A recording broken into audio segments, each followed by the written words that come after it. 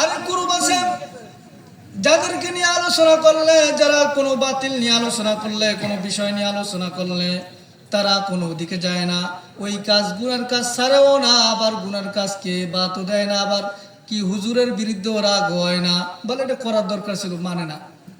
এরকম গ্রুপ আছে কিনা?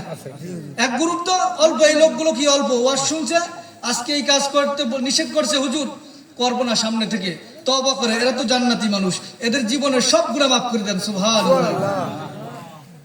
আর আরেকটা গ্রুপ আছে যারা কোনো দিকে যায় না, হুজুরের কথা বক্তব্য শুনছে, প্রতিক্রিয়াও জানায় না, ভালোও বলে না, মন্দও বলে না, গুনার কাজকে ছাড়াও না, আবার গুনার কাজকে কি করে না, হুজুরের বিরুদ্ধে কোনো মন্তব্য করে না। এমন লোক আছে কিনা?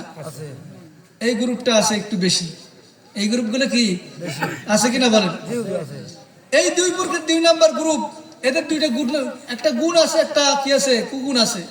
গুণ হলো যে সে আলেমের বিরুদ্ধে যায় না, আলেমের বিপক্ষে কথা বলে না, এই জন্য সে আলেমের বিপক্ষে না যাওয়ার কারণে এই ব্যক্তিটা গুনাহ করছে, ওই গুনাহ করতেছে, এই গুনার কারণে কোনো এক সময় জাহান্নামে গেলেও কোনো এক সময় জাহান্নাম থেকে মুক্তি পেয়ে জান্নাতে যেতে পারবে। সুবহানাল্লাহ।